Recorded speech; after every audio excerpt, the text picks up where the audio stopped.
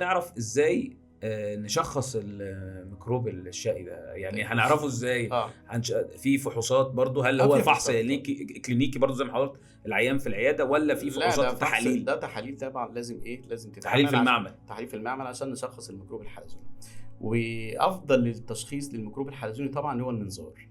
بس انا مش كل عيان جاي بمشكله في المعده نقول له روح اعمل منظار عشان نشوف عندك اتش بايلوري ولا مش من الاول يعني. تمام. لكن هو في حالات بتستدعي الدكتور بيخش خاصه في قرح المعده وكده انه يخش بالمنظار. في الحاله زي ديت لازم يعمل لي ايه؟ يعمل تحليل لو حاله اعراضها متقدمه او لو اعراضها متقدمه وخلاص الدكتور داخل يعمل منظار للحاله، منظار علوي يعني للمعده، لازم في الحاله زي ديت بيعمل تحليل اللي هو الاتش بايلوري الميكروب الحلزوني. فدي ادق التحليل. بيبقى تحليل دم ولا عينه؟ تمام عينه من الدم.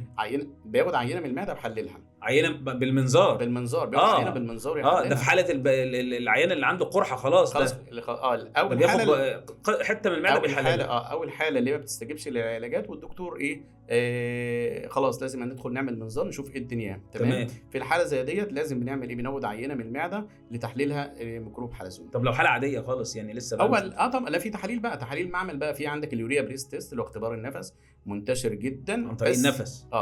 يوريا بريس تيست. تمام. هو منتشر بس تكلفته عاليه جدا. تمام. ومش بيتعمل في كل المعامل. تمام. دي برضو معامل معينه، ليه ليميتيشن شويه.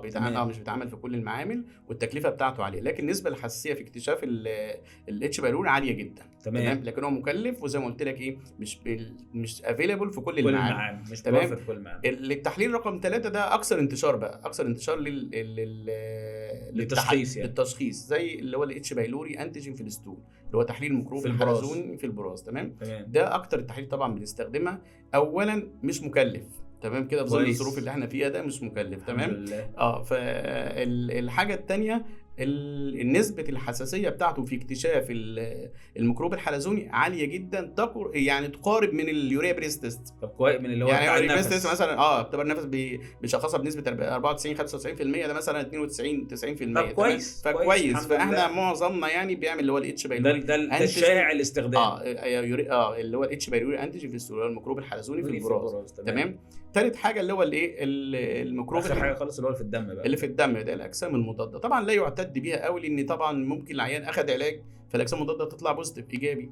تمام كده، او هو كان عنده اصابه قبل كده وربنا سايل مناعته كويسه فكونت اجسام مضاده يعني مش دقيق قوي يعني زي كان لا انصح بيها بصراحه اللي هو الميكروب الحلزوني في الدم. تمام. لكن اشهر حاجه اللي هو بالمنظار، الافضل يعني بالمنظار. بعد كده اليوريا بريس تيست. ثالث حاجه واكثرهم انتشارا واللي انا بنصح بيه بصراحه اللي هو الاتش بايلوري انتيجين في الستول. رابع حاجه اللي زي ما قلت لك اللي هو في الدم، وده يعني غير دقيق بالمره ولا يعتد به حتى في المتابعه. تمام. يعني العيان لو اخذ علاج ميكروب حلزوني عشان نتابع لازم نتابع بالاتش بايلوري الانتيجين في الستول اللي هو في الميكروب الحلزوني في البراز يعني. تمام كده.